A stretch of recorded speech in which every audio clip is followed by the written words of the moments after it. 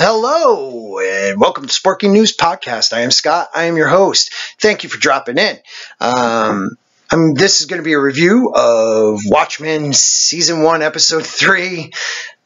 I really don't like this show. I like this episode more, but I can't stand. This show is terrible. I think it'd be better if it wasn't trying to suck off Watchmen.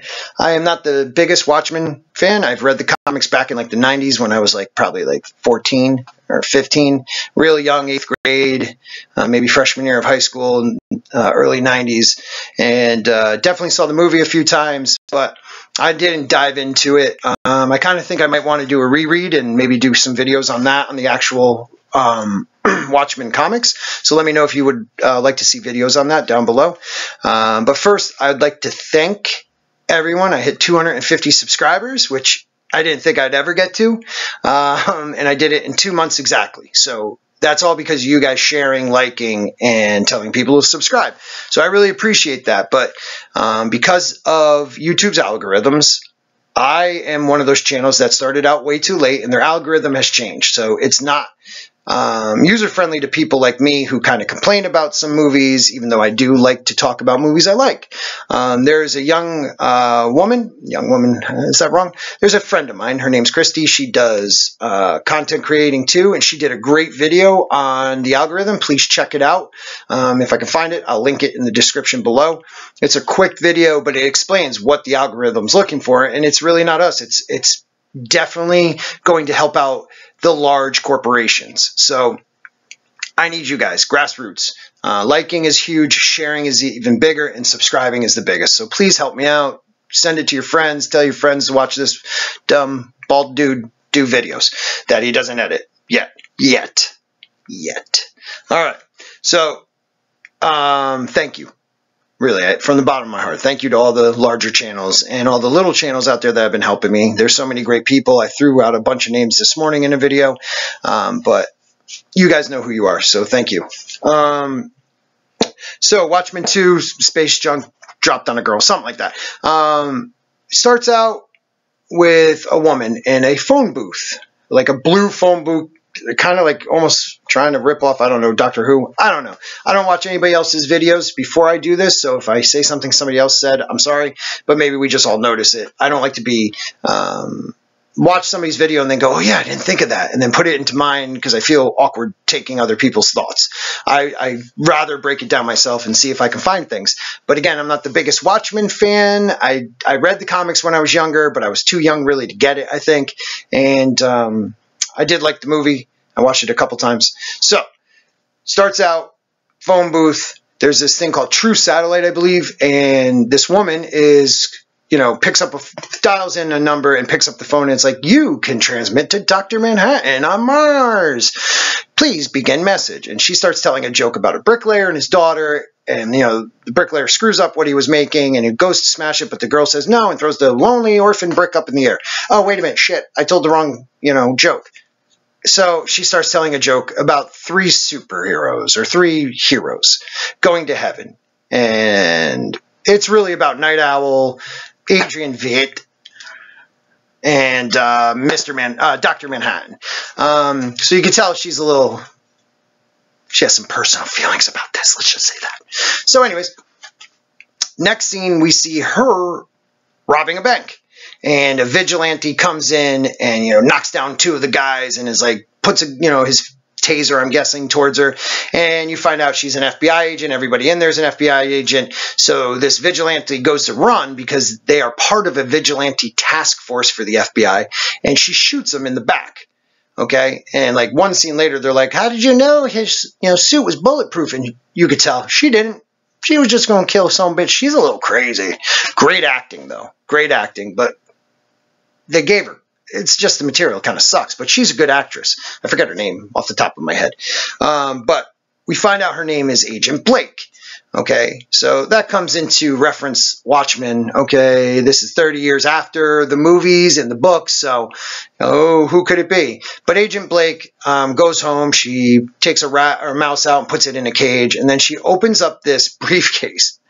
and it's like shining blue. And okay, so she's talking to Dr. Manhattan. She has this briefcase. It opens up. It's shining blue. So you think, oh my God, does she have like a piece of him or some type of like material to create another, Dr. Manhattan? So, but boom, someone knocks on the door. She shuts it, locks it back up in this briefcase. Damn it, we don't get to find out yet.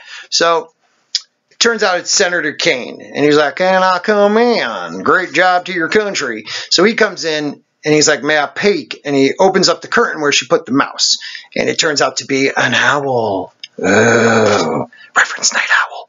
So he's like, I hope someone could take care of this when you're down at Tulsa. And she's like, I got to go to Tulsa, where the cops wear masks or whatever. And he's like, yes, you need to go. And she brings up, what are you trying to run for president?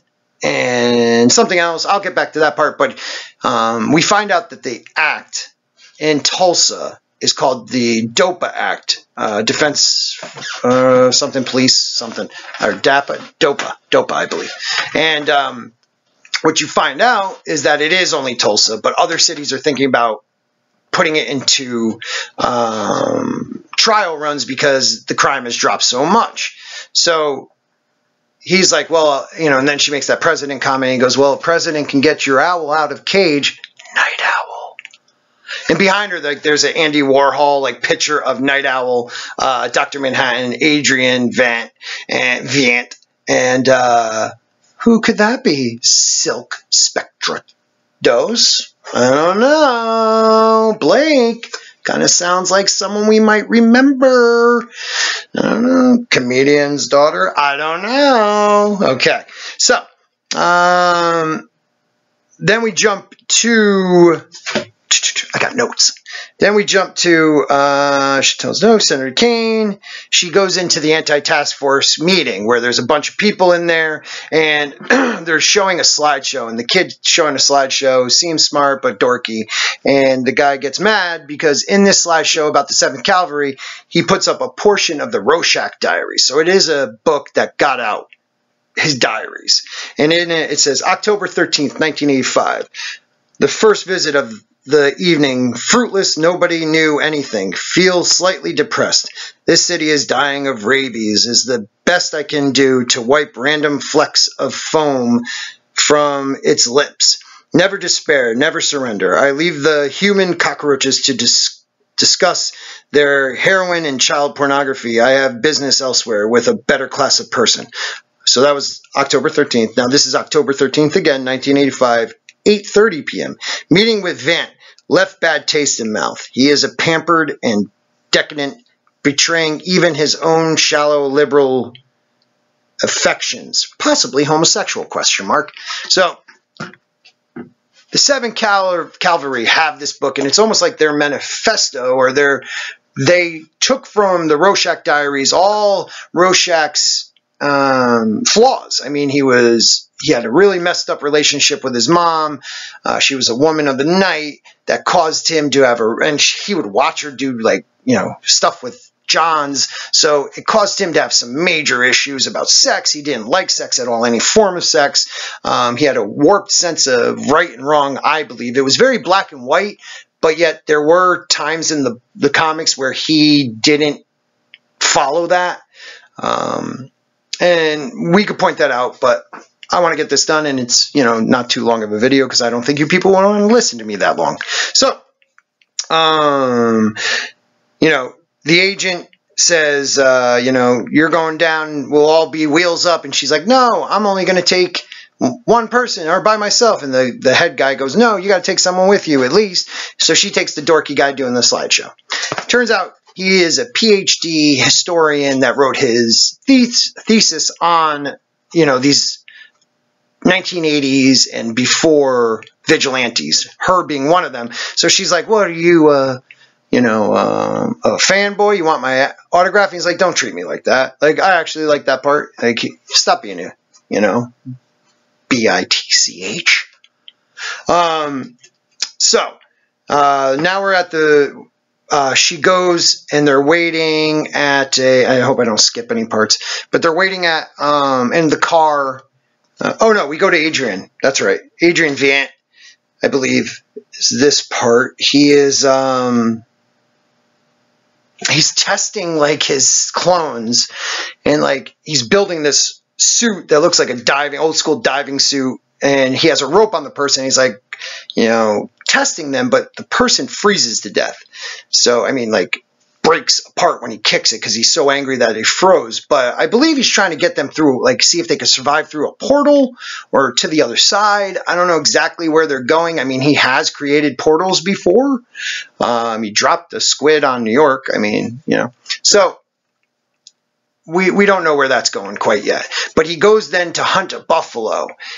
He needed a thicker skin. He's like, thicker hide, you know, because the guy froze to death.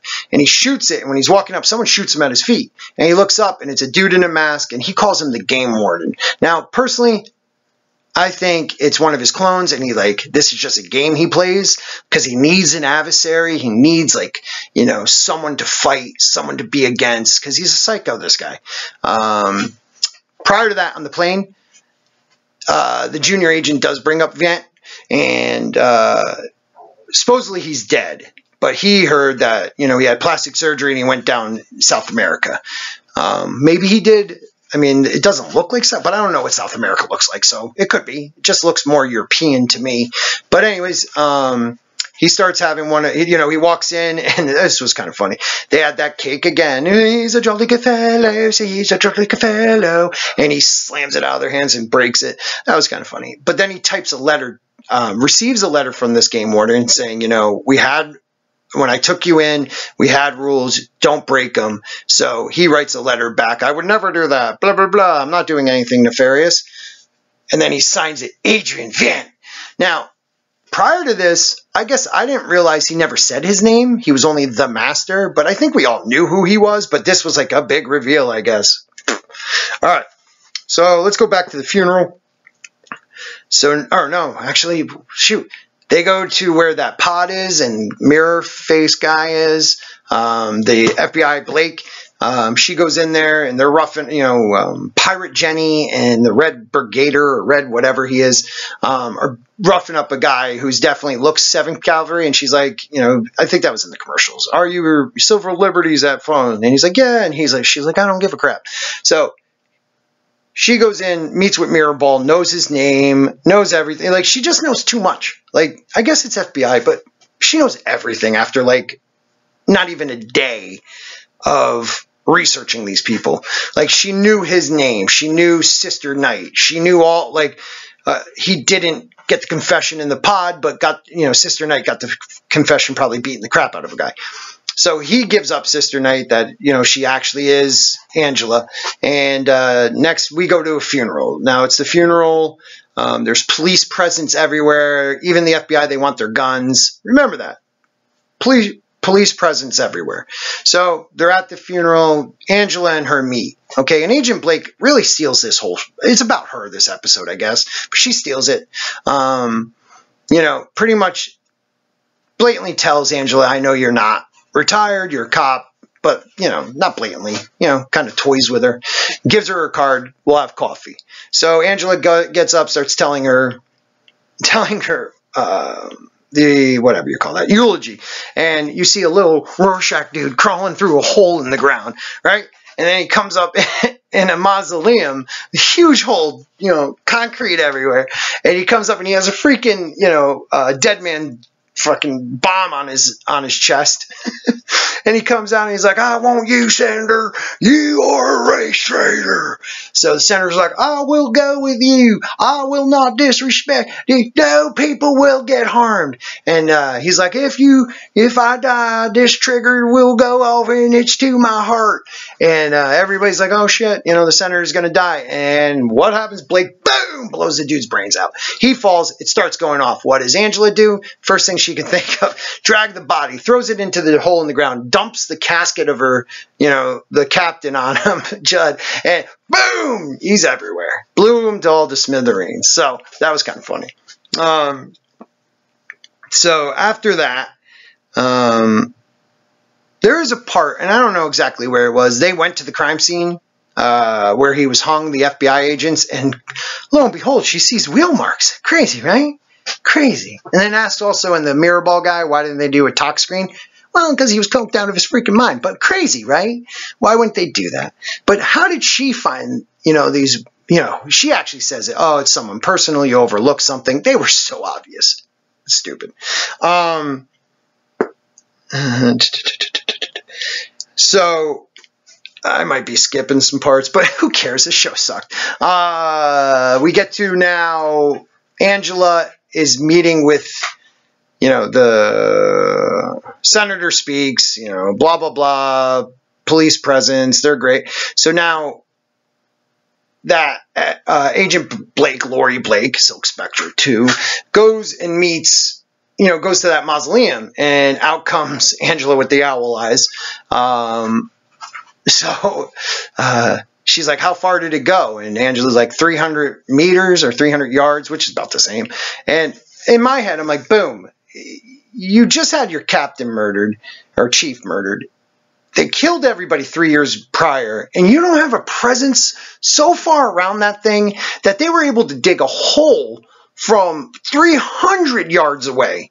Like, that is the dumbest thing I've ever heard. And in the mausoleum, there was no one like, hey, let's open the door. Holy crap, there's a lot of concrete all fucked up over here. Like, oh my God, look at that big hole. Wonder what that is. Like, this is so stupid. Like, the police are morons. I mean, that's what the Tulsa police are. They're freaking morons. Not the real Tulsa police. Blue lives matter, and I mean that. But these Tulsa police officers in this show are freaking ridiculous. So, they butt heads, me tough woman, you tough woman.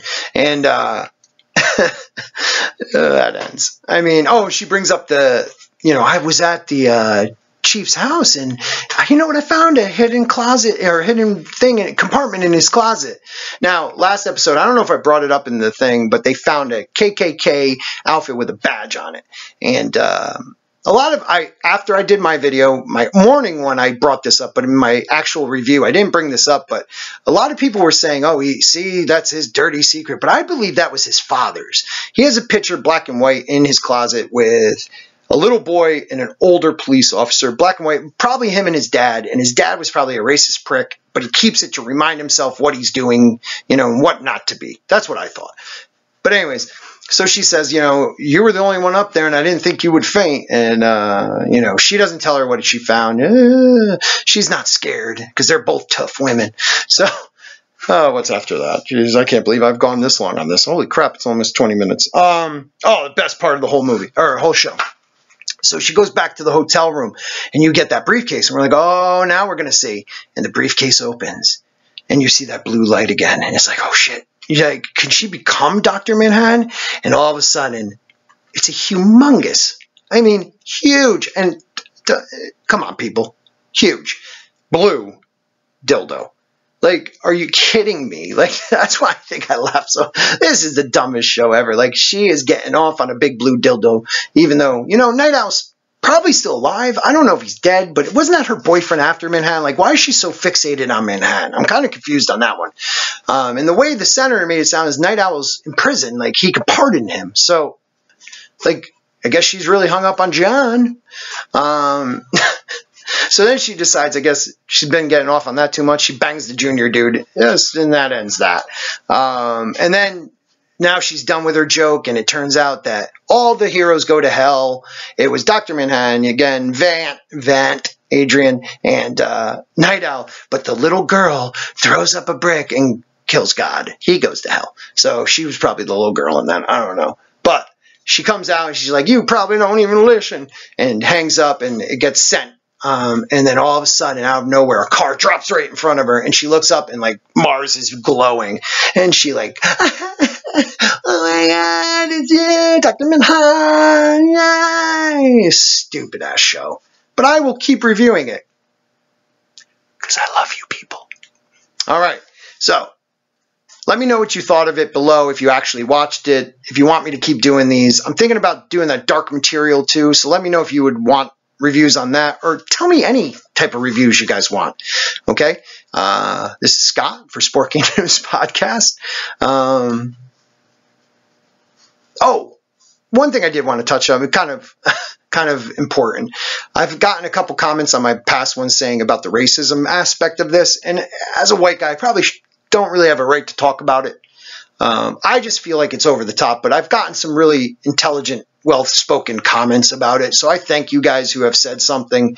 I meant no disrespect. I don't understand personally. I can only empathize with that. So if I sounded ignorant, I am sorry, and I meant no disrespect. I do feel like they're focusing way too much on this like racist group, but that's just me.